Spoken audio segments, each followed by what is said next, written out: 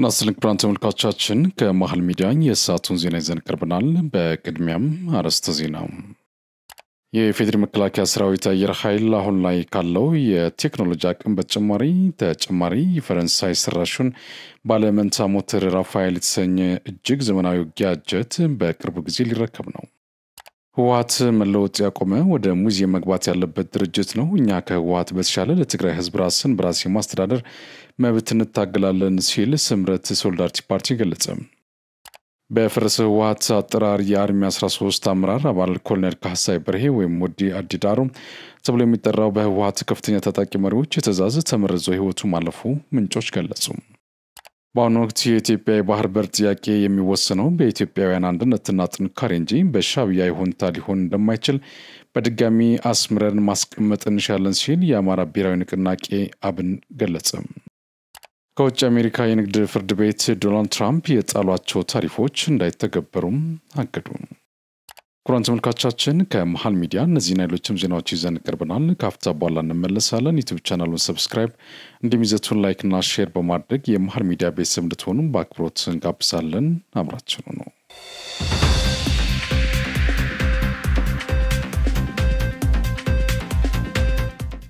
በቅድሚያ የሚኒስትሮች ምክር ቤት በዛሬው ዕለት ባካሄደው 46ኛ መደበኛ ስብሰባ በተለያዩ ጉዳዮች ላይ ተወያይቶ ውሳኔ አሳልፏል።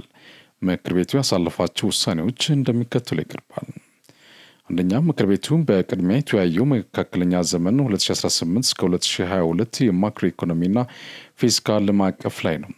ማዕቀፉ የመንግስትን ገቢ መሰረት በማስፋት ወጪ ለመሸፈንና የተረጋጋ የማክሮ ኢኮኖሚን ለማረጋገጥ የሚደረገውን ጥረት የሚደግፍ ከመንግስት ገቢ አሰባሰብና ሀብት አመዳደብ አኳያ የፖሊሲ አቅጣጫዎችን በማመላከት ለቀጣይ በጀት ዓመት የበጀት ዝግጅት መነሻ ሆኖ እንዲያገለግል ማዕቀፉ ተዘጋጅቶ ቀርቧል። ምክር ቤቱም በማዕቀፉ ላይ በሰፊው ከተወያየ በኋላ በስራ ላይ እንዲውል በሙሉ ድምጽ ወስኗል። ሁለተኛም በመቀጠል ምክር ቤቱ የተወያየው ከአረብ ባንክ ለአፍሪካ ኢኮኖሚ ልማትና ከዓለም አቀፍ የልማት ማህበር ጋር በተፈረሙ ሁለት የፋይናንስ ድጋፍ ስምምነቶች ላይ ነው። ከአረብ ባንክ የተገኘው 49 ሚሊዮን 550 ሺህ የአሜሪካን ዶላር ከግብርና ኢንዱስትሪ ፓርኮች ጋር በማስተሳሰር ለወጣቶች ስራ ዕድል ፈጠራ ፕሮጀክት ማስፈጸሚያ የሚውል ሲሆን አነስተኛ ወለድ የሚከፈልበትና የ5 ዓመት የችሮታ ጊዜን ጨምሮ በ20 ዓመት ተከፍሎ የሚጠናቀቅ ነው። ከዓለም አቀፍ የልማት ማህበር የተገኘው 45 ሚሊዮን 100 ኤስዲአር የሴቶችና የልጃገረዶች የጤና አገልግሎት አሰጣጥ ለማሻሻል የሚውል ሲሆን ከወለድ ነጻ 0.75 በመቶ የአገልግሎት ክፍያ የሚከፈልበትና 6 ዓመት የችሮታ ጊዜን ጨምሮ በ38 ዓመት ተከፍሎ የሚጠናቀቅ ነው። ምክር ቤቱ በብድሮቹ ከሀገራችን የብድር ስትራቴጂ ጋር የሚጣጣሙ መሆናቸውን በማረጋገጥ ወደ ሕዝብ ተወካዮች ምክር ቤት እንዲተላለፉ በሙሉ ድምጽ ወስኗል። ሶስተኛው ሌላው ምክር ቤት የተወያየው የስራና ክህሎት ሚኒስቴር ለውጭ ሀገር የስራ ስምሪት ለሚሰጣቸው አገልግሎቶች የሚከፈል የአገልግሎት ክፍያን ለመወሰን የወጣ ደንብ ላይ ነው። ተቋሙ በዚህ ረገድ ለሚሰጣቸው አገልግሎቶች የሚያወጣውን ወጪ ሸፍኖ የውስጥ ገቢውንም ለማሳደግ እንዲችል የተገልጋዩን የመክፈል አቅም ባገናዘበ መልኩ የአገልግሎት ክፍያ ለመወሰን ደንብ ተዘጋጅቶ ቀርቧል። ምክር ቤቱ በጉዳዩ ላይ በሰፊው ከተወያየ በኋላ ደንቡ በፌዴራል ነጋሪት ጋዜጣ ታትሞ ከወጣበት ቀን ጀምሮ ተግባራዊ እንዲደረግ በሙሉ ድምጽ ወስኗል። አራተኛው ከዚያም ምክር ቤት የተወያየበት የኢትዮጵያ ውጭ ሀገር የስራ ስምሪት ረቂቅ አዋጅ ላይ ነው። በውጭ ሀገር ለስራ የሚሰማሩ ኢትዮጵያውያን ዜጎች መብታቸው፣ ደህንነታቸውና ክብራቸው በዘላቂነት መጠበቁን ለማረጋገጥ እንዲሁም ሀገራችን ከዘርፉ ማግኘት ያለባትን ጥቅም ለማስጠበቅ እንዲያስችል ሆኖ ረቂቅ አዋጁ ተዘጋጅቶ ቀርቧል። ምክር ቤቱም በረቂቅ አዋጁ ላይ በስፋት ከተወያየ በኋላ ወደ ተወካዮች ምክር ቤት እንዲተላለፍ በሙሉ ድምጽ ወስኗል። በመጨረሻ ምክር ቤቱ የተወያየው የእጽዋት ጥበቃና ኳራንቲን ረቂቅ አዋጅ ላይ ነው። በዘመናዊ ቴክኖሎጂ የታገዘ የተባይ አሰሳና ማስጠንቀቂያ ስርዓት ለመዘርጋት እጽዋትን የእጽዋት ውጤትንና ሌላ ቁጥጥር የሚደረግበትን ቁስ በዓለም አቀፍ የእጽዋት ጥበቃ ስምምነት መሰረት ተቆጣጥሮ ወደ ሀገር ውስጥ ለማስገባትና ወደ ውጭ ለመላክ እንዲሁም ቁጥጥር የሚደረግበት ተባይ ከውጭ ሀገር ከገባ እንዳይስፋፋና እንዳይሰራጭ ለማድረግ እንዲያስችል ሆኖ ረቂቅ አዋጅ ተዘጋጅቶ ቀርቧል። ምክር ቤቱም በረቂቅ አዋጁ ላይ በሰፊው ከተወያየ በኋላ ወደ ተወካዮች ምክር ቤት እንዲተላለፍ በሙሉ ድምጽ ወስኗል።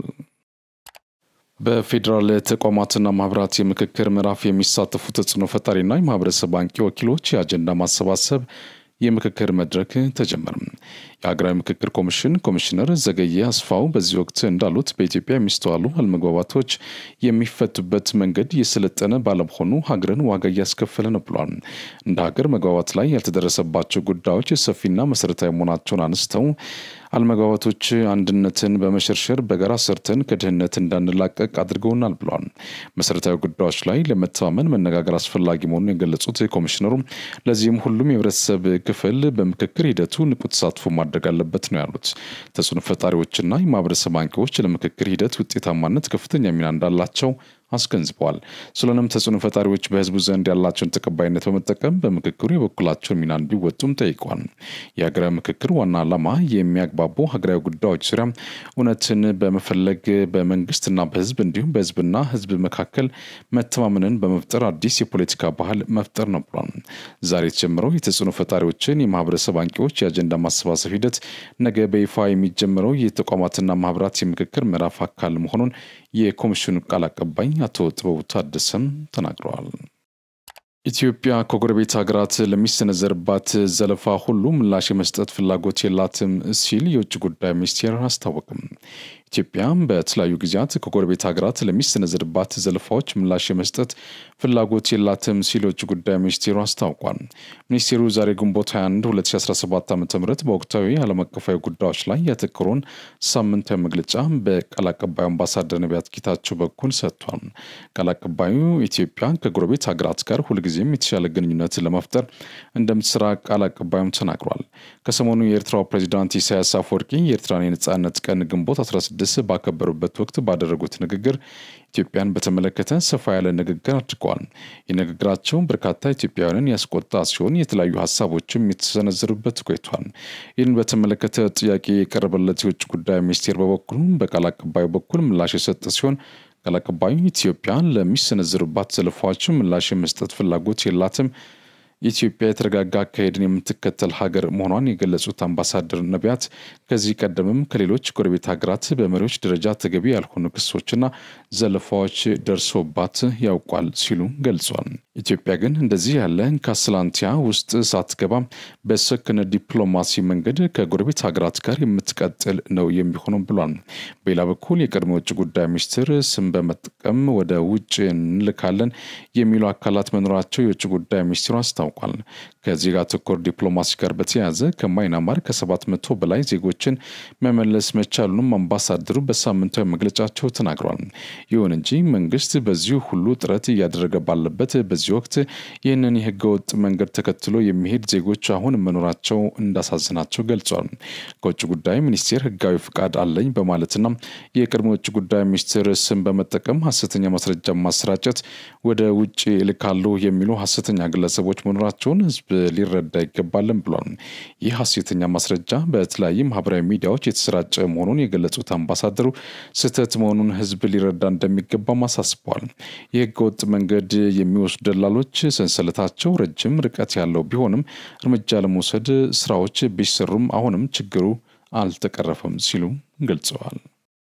ባሳለፍነው ሰኞ ግንቦት 18 2017 ዓ.ም ከብሔራዊ ምርጫ ቦርድ ቅድመ እውቅና የተሰጠው የትግራይ ስምረት ሶሊዳሪቲ ፓርቲ በትግራይ ፖለቲካ ውስጥ ከፍተኛ ለውጥ ያመጣል ተብሎ ተስፋ ተጥሎበታል። ፓርቲው በትግራይ ወጣቶችና ምሁራኖች ተቀባይነቱ ከጊዜ ወደ ጊዜ የጨመረ መምጣቱን ተከትሎ አሁን ላይ በስፋት ራሱን እያስተዋወቀና የፓርቲውን ዓላማ እያብራራ ይገኛል። ይሁን እንጂ በክልሉ የሚገኙ የትግራይ ቴሌቪዥን ድምጽ ወያኔና 104.4 የመቀሌ ኤፍኤም ስለ ፓርቲው መመስረት እስካሁን የሰጡት ዜና ሽፋን እንደሌለ ምንጮች ማረጋገጣቸውን ገልጿል። ከሁለት ወራት በላይ ከትግራይ ውጭ በሆነው ከኃላፊነት ስለመነሳታቸው በይፋ በጊዜው አስተዳደሩ ያልተገለጸው የትግራይ መንግስት ኮሙኒኬሽን ጉዳዮች ቢሮ ኃላፊ ረዳይ ሐለፎም የስምረት ሶሊዳሪቲ ፓርቲ መስራች አባልና በፓርቲው የኮሙኒኬሽን ሚዲያ ተጠሪ ሲሆኑ በፓርቲያቸው ወቅታዊ ጉዳይ ዙሪያ ቃለ መጠይቅ ሰጥቷል። አቶ ረዳይ ሐለፎም የፓርቲው መስራቾች ከ90% በላይ ለውጥ ፈላጊ የሆኑ በክልሉ የሚኖሩ ወጣቶች፣ ምሁራን፣ በከተማና ገጠር እንዲሁም በውጭ ሀገር የሚኖሩ ተጋሮች ሲሆኑ የአስተባባሪነት ሚናው ከፈረሰው ህወሓት ተለይተው የወጡት 15 የማዕከላዊ ኮሚቴ አባላት ናቸው ብሏል።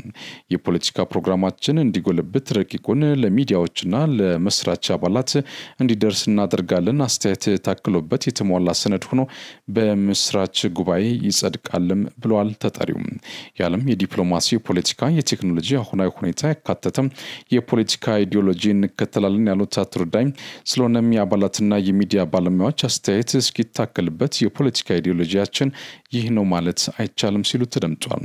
ዋና የፖለቲካ ትግል መሰረታችን ትግራይ ላይ ቢሆንም ከሁሉም ብሔሮች ብሔረሰቦችና ህዝቦች በእኩልነትና አንድነት የተመሰረተ የትግል አጋርነት ይኖረናል ያሉት ተጠሪው ህወሓት መለወጥ ያቆመ ወደ ሙዚየም መግባት ያለበት ድርጅት ነው። እኛ ከህወሓት በተሻለ ለትግራይ ህዝብ ራስን በራስ የማስተዳደር መብት እንታገላለን ብሏል። መሬት የህዝብና የመንግስት ነው የሚለው በድጋሚ እንዲጠና ማድረግ አንዱ የመታገያ ፖለቲካ አማራጫችን ነው ያሉት አቶ ረዳይ እኩልነት የተረጋገጠባት የበለጸገች ትግራይ እንድትኖር እንታገላለን። ለዚህም ትግላችን በኢትዮጵያ ፖለቲካ ምህዳር የሚካሄድ ነው። ከኤርትራ ጋር ከጉርብትና በዘለለ የሚያገናኘን ነገር የለም ብሏል። አቶ ረዳይ ሐለፎም ድርጅታችን መቋቋም በአገር ውስጥና በመላ ዓለም ላሉ ደስታንና መነቃቃትን ፈጥሯል። ዘግይታችኋል የሚሉን አሉ። ልክ ናቸው። ከነበርንበት ህወሓት የተሻለ ፓርቲ ለመፍጠር ብዙ ማሰብ ነበረብን ሲሉ ተደምጠዋል። እኛ ታጣቂ ኃይል የለንም። ቢሆንም በረሃ ላለው ታጋይና ያነገበውን ዓላማ እንደግፋለን። እውቅናና ክብር እንሰጣለን። ታጋዩ ወደ ህዝቤ መተኮስ የለብኝም የተደረገው የመፈንቅለ መንግስት ልክ አይደለም ብሎ የወጣ ነው ብሏል። ስለሆነም ይህ የትግራይ ህዝብ ነፃ አውጪ እንጂ የእኛ የስምረት የፖለቲካ ፓርቲ ታጣቂ ሊሆን አይችልም ሲሉ ተናግረዋል። በፈረሰው ህወሓት አጠራር የአርሚ 13 አመራር አባል ኮሎኔል ካሳይ በርሄ ወይም ወዲ አዲዳሮ ተብሎ የሚጠራው በህወሓት ከፍተኛ ታጣቂ መሪዎች ትዕዛዝ ተመርዞ ህይወቱ ማለፉ ምንጮች ገለጹ። ከሰሞኑ በተለያዩ ማህበራዊ ትስስር ገጾች የግለሰቡ አሟሟት በተመለከተ የተለያዩ መላምቶች ቢሰጡም በግለሰቡ ግድያ ኮሎኔል እነ ጀነራል ምግቤ ኃይለ፣ ጀነራል ፍስሐ ኪዳኑና ሌሎች ከፍተኛ ወያኔ ጦር መሪዎች እጅ እንዳለበት ምንጮች ገልጸዋል። ኮሎኔል ካሳይ በርሄ የተመረዘው በቀድሞ ጊዜያዊ አስተዳደር አቶ ጌታቸው ረዳ ግምገማና ማስረጃ በህገወጥ የሰዎች ዝውውርና የወርቅ ማዕድን ዝርፊያ የተሰማሩት የፈረሰው ህወሓት የጦር ጀነራሎች ወርቅ የሚያወጡበት አዲ ክልተ የተባለ አካባቢ ሂዶ ከተመለሰ በኋላ መሞቱ ታውቋል። ምንም እንኳን ጉዳዩ ጥልቅ ምርመራ የሚያሻው ቢሆንም ጉዳዩን በተመለከተም ምንጮች እንደገለጹት ከሆነ ለሞቱ ምክንያትም ወደ ወርቅ ማውጫ ቦታ ሳይፈቀድለት በመሄዱ በከፍተኛ አመራሮች ትዕዛዝ ኮሎኔል ካሳይ በርሄ ወይም ወዲ አዲዳሮ እንደተወገደ ተመላክቷል። ይህን ተከትሎም በትግራይ ያሉ ወጣቶች በየአቅጣጫው ስደትን አማራጭ ማድረጋቸውን እየተጠናከረ ይገኛል። ከፍተኛ ቁጥር ያላቸው ወጣቶች ከትግራይ ወደ አማራና አፋር ክልሎች ስደት ጀምሯል። ከዚህ ባለፈም በምርጫ ቦርድ መፍረሱ የተነገረለት ህወሓት ሙሉ በሙሉ ለማፈራረስ ነፍጥ አንግበው ወደ በረሃ እየወጡ የሚገኙ ወጣቶች ከጊዜ ወደ ጊዜ ቁጥራቸው እየተበራከተ መምጣቱን ምንጮችን አስረድተዋል። ሰማዩ የኛ ነው በሚል መሪ ቃል የሚታወቀው የኢትዮጵያ መከላከያ ሰራዊት አየር ኃይል ራሱን የማዘመንና የቴክኖሎጂ ትጥቁን የማሳደግ ስራውን አጠናክሮ እንደቀጠለ ተገለጸ። አየር ኃይሉ አሁን ዓለማችን ላይ ያሉ የተባሉ ዘመናዊ ተዋጊ ጀቶችና በራሱ የሚያመርታቸው እጃቸው ይባረክ የተባለላቸው ድሮኖች ታጥቋል። እንደ ምንጮች ገለጻ ከሆነ አየር ኃይሉ አሁን ላይ ተጨማሪ ፈረንሳይ ሰራሹን ባለመንታ ሞተር ራፋኤል ዋን የተሰኘ እጅግ ዘመናዊ ውጊያ ጀት በቅርብ ጊዜ ተረክቦ ይታጠቃል ተብሏል። ይህ የረቀቀ የውጊያ ጀት አየር ኃይላችን ከተረከበው የአምስተኛ ትውልድ የውጊያ አቅም ከሆነና ከድምጽ በላቀ ፍጥነት ከሚበረው ሩሲያ ሰራሹ ስኮይ 35 ጋር በማቀናጀት ሰማዩን በበላይነት ለመቆጣጠር ያስችሏል ነው የተባለው። አየር ኃይሉ ምንም እንኳን የሪፎርም ስራውን ሲጀምር ፍሮም ዚሮ ቱ ሂሮ ብሎ ቢጀምርም በአጭር ጊዜ ውስጥ እቅዱንና ምኞቱን ያሳካ የዓለማችን ተጽዕኖ ፈጣሪ አየር ኃይል መሆን መቻሉን ተመላክቷል። በሰላም ማስከበር ተልዕኮ የተሟላ ዝግጁነት ያለው ሰራዊት በተሟላ አቅም ገንብተናል ሲሉ ሜጀር ጀነራል አዳምነህ መንግስቴ ተናገሩ። የመከላከያ ሰላም ማስከበር ማዕከል ኃላፊ ሜጀር ጀነራል አዳምነህ መንግስቴ ለ21ኛ ሞተራይዝድ ሰላም አስከባሪ ሻለቃ የግዳጅ ስምሪት የቀጣይ ተልዕኮ የስራ መመሪያ ሰጥቷል።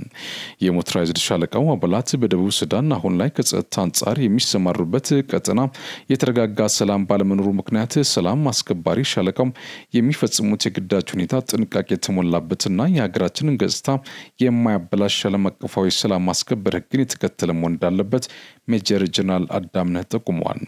ዘማች የሰላም አስከባሪዎች በደቡብ ሱዳን የተባበሩት መንግስታት ዓለም አቀፋዊ ሰላም ማስከበር ተልዕኮም ሲፈጽሙ በተለያዩ የመልክዓ ምድር አቀማመጥ ሳይበገሩ አስቸጋሪ ተፈጥሮ የአየር ሁኔታ በመቋቋም በጀግንነት መሆኑ እንደሚገባም ተናግሯል። ወትሮ ዝግጁነት ያሟላ ሰራዊት ለግዳጅ ዝግጁ ማድረግ በቀጣይ ለሚኖረው የሞራልና የወኔ ስንቅ በአስተሳሰብና በአመለካከት መንፈስ ጠንካራ ያደርጋል ያሉት ጀነራል መኮንኑም የሞተራይዝድ ሻለቃው አባላት የሀገራቸውን ክብርና ዝና ለማስጠበቅ በቁርጠኝነት የሚሰሩበት ጊዜ ከመቼውም ጊዜ በላይ አሁን መሆኑን ገልጸዋል። የኢትዮጵያ ፌዴራል ፖሊስ ኮሚሽነር ጀነራል ደመላሽ ገብረ ሚካኤል የጸጥታና ደህንነት ተቋማት ሪፎርም ፖሊስ ሀገራዊ ተልዕኮውን በብቃት እንዲወጣ አስችሎታል ብሏል። ኮሚሽነር ጀነራል ደመላሽ ገብረ ሚካኤል ወቅታዊ ጉዳዮችን በማስመልከት ለመገናኛ ብዙሃን ማብራሪያ ሰጥቷል። በማብራሪያቸውም ከሀገራዊ ለውጥ ወዲህ በጸጥታና ደህንነት ተቋማት በርካታ የሪፎርም ስራዎች መከናወናቸውና የፌዴራል ፖሊስም ተልዕኮውን በብቃት መወጣት የሚያስችል ለውጥ ማድረጉን ተናግሯል። የኢትዮጵያ ፌዴራል ፖሊስ ከሀገር መከላከያ ሰራዊትና ከሌሎች የጸጥታ ተቋማት ጋር በመቀናጀት የሀገር ሰላምና ጸጥታ በውጤታማነት እንዲጠብቅ እያደረገ መሆኑንም ገልጿል። ኮሚሽኑ አሁን ላይ በብቁ የሰው ኃይል በትጥቅ እንዲሁም በቴክኖሎጂ የላቀ ቁመና መፍጠሩን አስረድቷል። ይህም ኮሚሽኑ የወንጀል መከላከልና መመርመር ተልዕኮውን በብቃት እንዲወጣና የህዝብና ሰላም ጸጥታ ይበልጥ እንዲረጋገጥ ማስቻሉን ተናግሯል። ፖሊስ በጀግንነት መጠበቅ በሰብአዊነት ማገልገል በሚለው መርህ ከ600 በላይ ተቋማትና መሰረተ ልማቶች በጀግንነት በመጠበቅ ደህንነታቸውን እያረጋገጠ ነው ብሏል። በሀገራዊ የሰላምና ጸጥታ ስራዎች በተለይም በኦሮሚያና በአማራ ክልሎች በሸኔ ሽብር ቡድንና በጽንፈኛ ቡድን ላይ ከሌሎች የጸጥታ አካላት ጋር በመቀናጀት ህግ የማስከበር እርምጃ በመውሰድ ትርጉም ያለው ስራ መስራቱን ተናግሯል። በዚህም በአብዛኛው አካባቢዎች የተሻለ ሰላምና ጸጥታ መኖሩን ጠቅሰው የታጠቁ አካላትን በሰላማዊ መንገድ እጃቸውን እየሰጡና የተሃድሶ ስልጠና በመውሰድ ወደ ማህበረሰቡ እንዲቀላቀሉ እየተደረገ ነው ብለዋል። በሀገር ላይ የታቃጡ የሽብር እቅዶችን አስቀድሞ ማክሸፍ መቻሉን ጠቅሰው ከዚህ ጋር በተገናኘ 972 ተጠርጣሪዎች በቁጥጥር ስር ውለው ጉዳያቸው በህግ እየታየ ውሳኔ እያገኘ መሆኑን ተናግሯል። በህገወጥ የሰዎች ዝውውር ላይ የተሳተፉ 29 ግለሰቦች በህግ ተጠያቂ መሆናቸውን አንስተው በኮንትሮባንድ ቁጥጥር በ9 ወራት ብቻ ከ15.6 ቢሊዮን ብር በላይ ግምት ያላቸው እቃዎች መቆጣጠር መቻሉን ገልጿል። የሙስና ወንጀልን ለመከላከልና የሀገርን ሀብት የማዳንና ተጠያቂነትን የማስፈን ስራ እየሰራ እንደሆነም መግለጻቸው ተዘግቧል። በቴክኖሎጂ የታገዘ የማጭበርበር ወንጀልን የመከላከልና የመቆጣጠር ስራን በማጠናከር በኩል ከባንኮችና ከኢትዮ ቴሌኮም ጋር በመተባበር ውጤታማ ስራዎች መስራታቸውን አስታውቋል። በዚህ ሂደትም ከ80 በላይ ወንጀል ፈጻሚዎችን በቁጥጥር ስር በመዋል ከ500 በላይ የባንክ ደብተሮችን በማገድ ምርመራ እየተካሄደ እንደሚገኝ አነስቷል። ኮሚሽኑ ህብረተሰቡ የወንጀል ጥቆማዎችን የሚሰጥበት የዜጎች መተግበሪያ ስራን ላይ በመዋል ቅንጅታዊ ስራን እያጠናከረ እንደሚገኝም ኮሚሽነር ጀነራሉ ተናግረዋል። በአሁኑ ወቅት የኢትዮጵያ ባህር በር ጥያቄ የሚወሰነው በኢትዮጵያውያን አንድነትና ጥንካሬ እንጂ በሻዕቢያ ይሁንታ ሊሆን እንደማይችል በድጋሚ አስምረን ማስቀመጥ እንሻለን ሲል የአማራ ብሔራዊ ንቅናቄ አብን ባወጣው መግለጫ ገለጸ። ሻዕቢያ በሌሎች የውጭ ኃይሎች በኢትዮጵያ ላይ በጠላትነት የተመለመለ በመጀመሪያ ረድፍ የሚገኝ ባንዳና ሀገር ያፈረሰ ድርጅት መሆኑ ሁሌም ቢሆን መታወቅ አለበት ብሏል። ይህም ሆኖ ኤርትራን ከኢትዮጵያ ገንጥያለሁ ካለ በኋላ ጨምሮ ኢትዮጵያ ላይ እንደ እልቂት ተጣብቆ መኖር የሚፈልግ ኃይል ነው። ሻዕቢያ ኢትዮጵያ የሆነው ሁሉ የኤርትራ ነው፣ የኤርትራ የሆነው ግን የኤርትራ ብቻ ነው የሚል ግብዝና ስግብግብ ድርጅት መሆኑም ግልጽ ነው ብሏል። ዋናው ችግር የሚመነጨው ከዚህ ስግብግብነቱ ነው። ሻዕቢያ ለኤርትራ ከስያሜ ውጭ እንደ ሀገር ፍላጎቱና ግዴታዎችን ላይ ለይቶ እንዲቆም አላደረገውም ሲሉም ተናግሯል። ለበርካታ አስርተ ዓመታት ሳያቋርጡ የጦርነት ትርኢት በማሳየት ብቻ ህዝብን በድህነት መግዛት እንደሚቻል ያሳየ ምሳሌ ድርጅት ቢኖር ሻዕቢያ ብቻ ነው ብሏል። ስለሆነም የኤርትራ ነጻነት የሚባለው ጉዳይ በተግባር ሲፈተሽ ቧልትና ይልቁንም ለጭቁኑ የኤርትራ ህዝቦች የባርነት፣ የስደት፣ የድህነትና የእልቂት ምዕራፍ የከፈተ ሆኖ ቀጥሏል ሲል በመግለጫው አመላክቷል። ይህም ሆኖ በኤርትራ ህዝቦች በኩል የግድ መታወቅ ያለበት ጉዳይ አለ። ስለ ኤርትራ ሉዓላዊነት አበክረው ሲናገሩ በተጓዳኝ የኢትዮጵያ ሉዓላዊነትም መከበር እንዳለበት ማወቅ አለባቸው ብሏል። የኢትዮጵያን ሉዓላዊነትና አንድነት እየጣሱ ስለ ኤርትራ ሰላምና ሉዓላዊነት ማሰብ ፈጽሞ አይቻልም። ሰሞኑን የሻዕቢያው መሪ በኢትዮጵያ ውስጥ ጉዳዮች ጨምሮ በመግባት ለሰጡት ሸፍጠኛ አስተያየት ከይዘት አንጻር ምላሽ መስጠት ጠቃሚ ላይሆን ይችላል ብሏል። በብዝሃ ኢትዮጵያ ውስጥ ልዩነት ያለና የሚኖር ሀቅ ቢሆን የሻዕቢያው መሪ የኢትዮጵያን ሕዝብ ሴምና ኩሽ ብሎ በመክፈል እርቃን በወጣ አኳኋን በሀገራችን ላይ ቋሚ ጠላትነት ያወጀበት እንዲሁም ላለፉት 80 ዓመታት የኢትዮጵያን መንግስታት ተላላኪ በሚል የገለጸበት የሸፍጥ ንግግር ሲሆን ይልቁንም ሻዕቢያ ራሱን በቅጡ መፈተሽ ባለመቻሉ እድሜ ልኩን የጸረ ኢትዮጵያ ኃይሎች ተላላኪ በመሆን የተሰለፈና ለዚህም ቀለብ የሚሰፈርለት በመሆኑ ከነጻነት በኋላ 34 ዓመታት ተጉዞም ቢሆን ዛሬም ድረስ የአንድ ሀገርና መንግስት መሰረታዊ መግለጫ የሆኑ ተቋማትና ስርዓትን መገንባት ያልቻለ በሽፍታነት የቀረ ድርጅት ነው ብሏል። ስለሆነም ሻዕቢያ በተለይም በመሪው በኩል በኢትዮጵያ የውስጥ ጉዳይ በመግባት በህዝቦች መካከል ከፍተኛ የጥላቻ አንድምታ ያለው አጀንዳን በአደባባይ የማስተጋባት መብት የለውም የሚለው ጭብጥ ሊሰመርበት ይገባል ብሏል አብን በመግለጫው። ለዛም ነው በመገንጠልና በፍች መካከል ያለውን ልዩነት በውል ሳይገነዘቡ የገቡት ታሪካዊ ምዕራፍ ውስጥ ሆነው ሳለ ሻዕቢያዎች አሁንም በኢትዮጵያ ላይ ተጣብቀው መቀጠል የሚፈልጉት ተገንጥያለሁ ከተባለ በኋላ አሁንም በእናቴ ቤት የሚባል ክርክር አይሰራም ብሏል። ቢያንስ ከዚህ በኋላ አስተሳሰብና አሰራር ወጥ በሆነ መልኩ ታሳቢና ተግባራዊ እንዲደረግ ለመላው ኢትዮጵያውያን ለማስታወስ እንወዳለን ብሏል። በሌላ በኩል ይህንኑ የሻዕቢያ ጥሪ ተከትለው በባንዳነት ለመቀጠር የሚራኮቱ ግለሰቦችና ስብስቦች ከድርጊታቸው ሊቆጠቡ እንደሚገባቸው ለማሳሰብ እንወዳለን ብሏል አብን በመግለጫው። የሻዕቢያ ስነልቦና ምንጩ የኢትዮጵያ ቀንደኛ ታሪካዊ ጠላቶች ከነበሩ የውጭ ኃይሎች ስለሆነ በስትራቴጂ ደረጃ በኢትዮጵያ ውስጥ በተሻለ ሁኔታ የሚመለከተው የህዝብ ክፍል የለም። በኢትዮጵያ ሉዓላዊነትና መሰረታዊ ጥቅሞችም ላይ ቀና መንፈስ የሌለው መሆኑን በተደጋጋሚና በግልጽ አሳውቋል። አብን በተለይ ሀገራችን ኢትዮጵያ በመልክዓ ምድር በታሪክና በህግ ያላትን የባህር በር የማግኘት መብት ለማረጋገጥ ከባለድርሻ አካላትና ከመላው ኢትዮጵያ ህዝብ ጋር የተቀናጀ ትግል ማድረጉን እንደሚቀጥል በድጋሚ ማሳወቅ እንወዳለን ሲል በመግለጫው አመላክተዋል። 3 የቀድሞ ፖሊስ አባላት ጨምሮ ተሽከርካሪዎችን በመስረቅ ወንጀል የተከሰሱ ግለሰቦች እስከ 10 ዓመት በሚደርስ ጽኑ እስራት ተቀጡ። የፌዴራል ከፍተኛ ፍርድ ቤት ልደታ ምድብ 4ኛ ሙስና ወንጀል ችሎት ከኢትዮጵያ ኮንስትራክሽን ስራዎች ድርጅት 2 ተሽከርካሪዎችን በመስረቅ ክስ የቀረበባቸው 3 የፖሊስ አባላትን ጨምሮ 9 ተከሳሾችን ጥፋተኛ ሲሉ ወስኗል። ተከሳሾቹ አንደኛ በአዲስ አበባ ፖሊስ የአራዳ ክፍለ ከተማ 4 ኪሎ ፖሊስ ጣቢያ የወንጀል መከላከል ቡድን መሪ የነበረው ዋና ሳጅን ትግሉ ሰቦቃ፣ ሁለተኛና ሶስተኛ ደግሞ በአዲስ አበባ ፖሊስ የአዲስ ከተማ ክፍለ ከተማ ፖሊስ መምሪያ ገቢ ጥበቃ አባላት የነበሩት ኮንስታብል ዘነበ ኩማና ኮንስታብል መንግስቱ አንቻሌ እንዲሁም አራተኛ አቶ ለአከ ተስፋ፣ አምስተኛ የኢትዮጵያ ኮንስትራክሽን ስራዎች ድርጅት የቦሌ አራብሳ ፕሮጀክት 13 ጥበቃ የነበረው መልካሙ አያና፣ 6ኛ መላኩ ካላዩ፣ 7ኛ ከበደ ገብረ ኢየሱስ፣ 8ኛ ወንዶሰን ወይም ኢብራሂም ረጋሳ እና 9ኛ ሮቤል ሙላለም ናቸው። ተከሳሾች የማይገባቸውን ጥቅም ለራሳቸው ለማግኘት ወይም ሌላ ሰው ለማስገኘት በማሰብ የኢትዮጵያ ኮንስትራክሽን ስራዎች ድርጅት ቦሌ አራብሳ ፕሮጀክት 13 ውስጥ በጥበቃነት ከሚሰራው 5ኛ ተከሳሽ ጋር በጥቅም በመመሳጠር የወንጀል ድርጊት መፈጸማቸውን አቃቢ ሕግ በክሱ ጠቅሷል። ተከሳሾቹ በዋናና ልዩ ልዩ ወንጀሎች አድራጊነት ተከፋይ በመሆን የካቲት 30 ቀን 2015 ዓ.ም በግምት ከምሽቱ 1 ሰዓት አካባቢ በለሚኩራ ክፍለ ከተማ ወረዳ 6 ልዩ ቦታው ቦሌ አራብሳ ተብሎ በሚጠራው አካባቢ የድርጅቱን የጥበቃ ሰራተኛ ስራ ላይ ተሰማርቶ በድርጅቱ የተጣለበትን ኃላፊነት ወደ ጎን በመተው ከአራተኛ ተከሳሽ ጋር በመነጋገር ከአንደኛ እስከ 3ኛ ያሉ ተከሳሽ የፖሊስ አባላት በዕለቱ የጥበቃ ተረኛ ሰራተኛ የሆነውን ግለሰብ ለጥያቄ ተፈልጋለ በሚል ከጥበቃ ስራው ይዘውት መሄዳቸው በክሱ ሰፍሯል። የአቃቤ ሕግ የምስክርና በዕለቱ በጥበቃ ስራ ላይ ተሰማርቶ የነበረው ግለሰብ ቦታውን የሚጠብቅልኝ ሰው ደውዬ ልጥራ ሲል ሁለተኛና አምስተኛ ተከሳሽ በቦታው ቀርተው እኛ እንጠብቃለን አንተ ሂድ ማለታቸውን በክሱ ዝርዝር ቀርቧል። በዚህም አራተኛ ተከሳሽ የዋጋ ግምቱ 3.5 ሚሊዮን ብር የሆነ ሲኖትራክ ሞተሩን ያለ ቁልፍ በማስነሳት ከቦታው ይዞ ወጥቷል። እንዲሁም ስድስተኛ ተከሳሽ በተመሳሳይ የዋጋ ግምቱ 7.5 ሚሊዮን ብር የሆነ ሲኖትራክ ከቦታው ይዞ መውጣቱ ተመላክቷል። ሰባተኛ ተከሳሽ ደግሞ መንገድ ላይ ጠብቆም በመቀላቀል መኪናዎችን በሌላ ተሽከርካሪ አጅበው ወደ ኦሮሚያ ክልል አዳማ ከተማ በማቅናት ተሽከርካሪዎቹን ለስምንተኛ ተከሳሽ ማስረከባቸውን በክሱ ተገልጿል።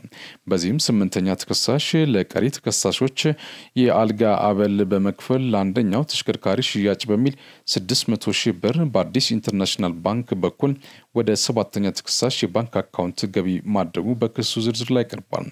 በጠቅላላ የዋጋ ግምታቸው 11 ሚሊዮን ብር የሆኑትን ሁለት ተሽከርካሪዎች መብት ሳይኖራቸው በህገወጥ መልኩ ወስደው በመሰወር የተሽከርካሪዎቹን ህጋዊ ባለቤት ላይ ከባድ ጉዳት ያደረሰ በመሆኑ በፈጸሙት ስልጣንን ያላግባብ መገልገል ከባድ የሙስና ወንጀል ክስ ቀርቦባቸዋል። ተከሳሾቹ የወንጀል ድርጊቱን አለመፈጸማቸውን ክደው በመከራከራቸው አቃቤ ሕግ የሰውና የሰነድ ማስረጃ አቅርቧል። ተከሳሾች የቀረበባቸውን ማስረጃ ማስተባበል ባለመቻላቸው የጥፋተኝነት ውሳኔ የተላለፈባቸው ሲሆን በዚህም ችሎቱ በአንደኛ፣ ሁለተኛ፣ ሶስተኛ፣ አራተኛ፣ ስድስተኛና ሰባተኛ ተከሳሾች ላይ 6 ዓመት ጽኑ እስራትና 7,000 ብር የገንዘብ መቀጮ ቅጣት አስተላልፏል። አምስተኛ፣ ስምንተኛ እና ዘጠነኛ ተከሳሾች በሌሉበት 10 ዓመትና 50,000 ብር የገንዘብ መቀጮ እንዲቀጡ ወስኗል ሲል የዘገበው ኤፍቢሲ ነው። የቱሪዝም ሚኒስቴር ባካሄደው የደረጃ ምደባ 6 አዲስ ሆቴሎችን ጨምሮ 40 ሆቴሎች በኮከብ ደረጃ ውስጥ ገብቷል። ቀደም ሲል በኮከብ ደረጃ ውስጥ የነበሩ 15 ሆቴሎች ደግሞ በተለያዩ ምክንያቶች ኮከባቸው ተወስዷል። የኮከብ ደረጃ ከተሰጣቸው ሆቴሎች መካከል 11 ሆቴሎች የባለ 5 ኮከብ ደረጃ አግኝቷል። በተመሳሳይ 11 ሆቴሎች ባለ 4 ኮከብ ደረጃ ሲያገኙ 9 ሆቴሎች ባለ 3፣ 7 ሆቴሎች ባለ 2 እንዲሁም 2 ሆቴሎች ባለ 1 ኮከብ ደረጃ ተሰጥቷቸዋል። አሁን የተሰጠውን ደረጃ ለ3 ዓመት የሚያገለግል እንደሆነም ተገልጿል። የተደረገው የሆቴሎች የደረጃ ምደባ የቱሪዝም ዘርፉን የሚደግፍና ቱሪስቶች የሚስብ እንደሆነ ሲነሳ አሁን በአዲስ አበባ የተስፋፋ የመጣውን የኮንፈረንስ ቱሪዝም ያግዛል ተብሏል።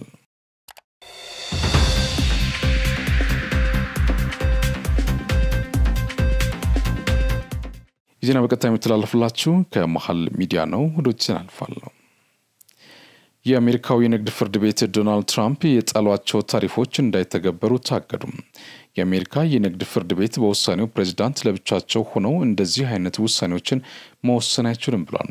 ፍርድ ቤቱ አክሎም የአሜሪካ ህገ መንግስት ለኮንግረሱ ከሌሎች ሀገራት ጋር የሚደረጉ የንግድ ግንኙነቶችን በተመለከተ ብቸኛ መብት ሰጥቶታል ያለ ሲሆን ፕሬዝዳንቱ ኢኮኖሚውን ለመጠበቅ በሚል ምክንያት ይህንን መብት መጋፋት የለባቸውም ብሏል።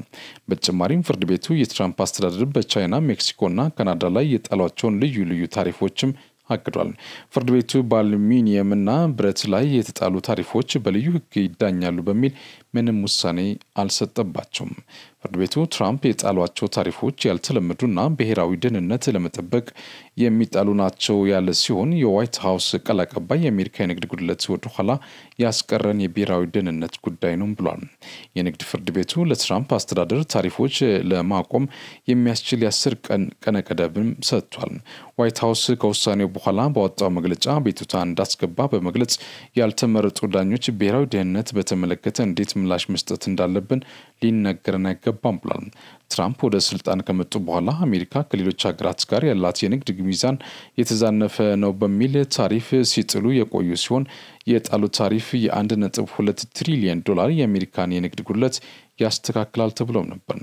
ቀጣዩ ጉዳዩ ወደ ከፍተኛው ፍርድ ቤት እንደሚሄድ ሲጠበቅ ትራምፕ ላሰቡት የኢኮኖሚ ፖሊሲ የፍርድ ቤት ውሳኔ ትልቅ ስጋትን ይዞ መጥቷል ተብሏል። ኩራን ተመልካቾቻችን ከመሃል ሚዲያ ለሰዓቱ ያዝናቸው ዜናዎች እነዚህ ናቸው። ስለተከታተላችሁ እናመሰግናለን። ከሪፖርቶች ይቀጥላሉ። በእኔ በኩል ጨርሻለሁ። በያላችሁበት ሰላም ሁኑ።